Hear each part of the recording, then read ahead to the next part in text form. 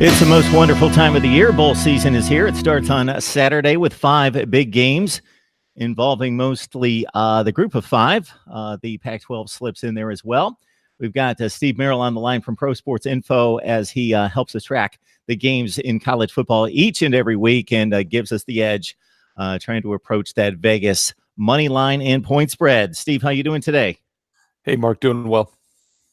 Excellent. So the New Mexico Bowl is our first game to kick off. It involves Utah State coming off a fine 10-2 campaign in which they almost won the Mountain West Conference Championship, taking on North Texas, who's been a mainstay in bowl play just for the past couple seasons at 9-3.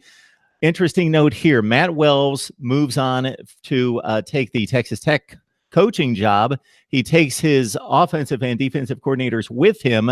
Just announced minutes ago that Gary Anderson, former Utah State coach, former coach at Wisconsin and Oregon State, who had been the defensive line coach at Utah this season, is back at Utah State to take over the team. And so that just announced, and that's the situation there with Utah State. Yeah, one thing I'll say about bowl games in general is you often have to take a completely different handicapping approach than you do for regular season games. First of all, the statistics aren't necessarily that telling because a lot of times it's all about motivation, especially these early, what we call minor bowl games. These are teams where you have multiple lost teams playing each other. A lot of times teams just sneaked into the postseason. You have to make sure that the team you're backing is motivated. Now, there's a couple reasons they might not be. First of all, they're sometimes disappointed about being in a minor bowl game. Second of all, they sometimes lose their head coach, as is the situation here with Utah State. And that's one of the reasons why you want to look at underdogs, and you also want to look at overs by default with these early games, because a lot of times the defenses and the motivation just doesn't show up. I think that could definitely be the case here. We have 2 good offensive teams that average 36 and 47 points a game. Utah State just lost that Boise State game, as you mentioned. Now they lose their head coach, and they're an 8-point favorite. I'd be very careful with them here. I could see them coming in a bit flat. If that's the case, I think that both offenses should score plenty of points. Absolutely. So right now, Utah State had started and opened as an 11-point favorite. It's down to about 8.5 points favoring the Aggies. And as you mentioned as well, one of the more difficult things to do physically in football is tackle. You need to have a will to tackle, and sometimes that breaks down depending on the motivation level. We've got the AutoNation Cure Bowl with Tulane taking on Louisiana Lafayette. We've got the Green Wave coming in at 6-6. Louisiana at 7-6, and right now the Green Wave about a 3.5-point favorite. Yeah, this line's held steady. It opened 3.5. That's where it sits right now. The total hasn't moved much either. By the way, the Utah State total has also gone up about 4 points. So we've seen money on both the underdog and the over in that game. Not much movement on this game here. Total's right around 58.5, 59 still. These are 2 mediocre teams, to say the least. Tulane 6-6, Lafayette 7-6 on the season. Tulane had a lackluster win against Navy just to become bowl eligible. They barely won as a 6-point home favorite, 29-28 in their final game. They've lost 3 in a row against the spread. Meanwhile, Louisiana Lafayette's been a solid point spread team this year, one of the most profitable teams in the nation, going 9-4 against the number. Tulane, by the way, just 5-7 against the number. They throw the ball about 8 yards per pass, but they average less than 50% completion. So some really weird passing numbers. And the reason I bring that up is Louisiana Lafayette's defense was horrendous this year. They give up almost 9 yards per pass. They give up 5 yards a carry, over 200 rushing yards a game. The problem is Tulane's just not that great offensively, and they're not the type of team you normally want to lay points with in a bowl game. Lafayette, the much better offensive team, but Tulane will hold the defensive edge in this one. Joined by Steve Merrill of Pro Sports Info to break down the college football betting lines as he joins us each and every week here at MarkRogersTV, the voice of college football.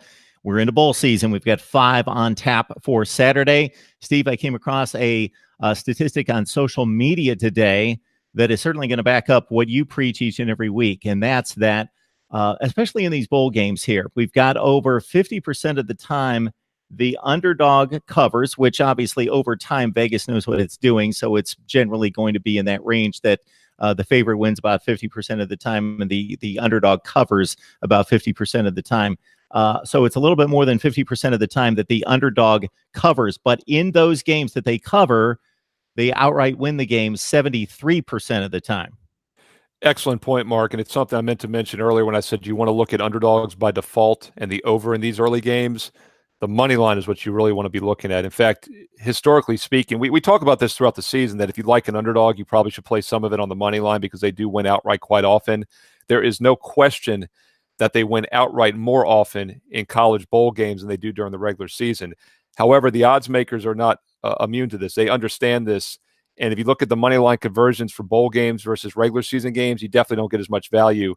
For example, say a 7-point underdog might be, 2 or 3 to 1 on the money line. It'll just be maybe, 2 to 1 in a bowl game. So they definitely skew the prices down because, once again, not only do underdogs often cover, but they win outright more often than general, because if a team comes flat, like a Utah State, for example, we see those outright upsets. And if you're in bowl pools in which you have to pick straight up winners, definitely look for some of these touchdown underdogs, and so is some of your upset picks, because it happens much more often in bowl games than it does regular season games. I think this Fresno State game is interesting. Obviously, it's a competitive game. The current point spread's right around 3.5, 4.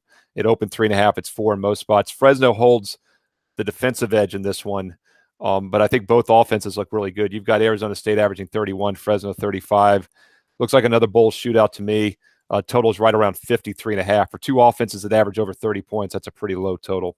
Steve, referring to the Mitsubishi Motors Las Vegas Bowl, this typically catches my eye as a Power 5 guy that analyzes the Power 5 on a daily basis, with the Pac-12 being the first of the Power 5 leagues to jump into play, and they do so each and every year against the Mountain West.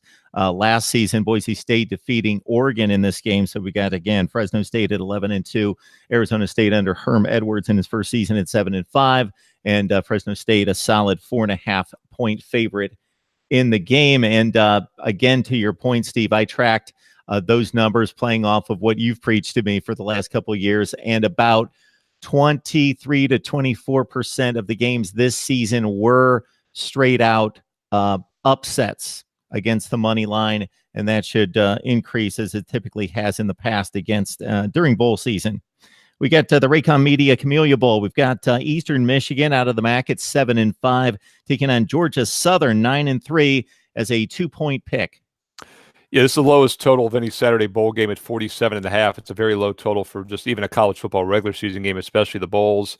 Of course, Georgia Southern basically runs the ball every play. They average just 9 passing attempts a game. They average 49 rushing yard attempts, 5.5 yards per carry. So the key comes down to, how does Eastern Michigan stop the run? They've been fantastic against the pass this year. One of the best pass defenses actually in college football, not only the MAC, but in the entire NCAAs. Their run defense, though, has been very average. So this is not a great matchup for Eastern Michigan. One advantage, I guess you could say, is they have a couple extra weeks to prepare. They haven't played since November 23rd, so they've had almost a month off to get ready for the option. That is a huge edge. But from a matchup perspective, this is a pretty good draw for Georgia Southern, to taking on a team that's been great against the pass but mediocre against the run this year.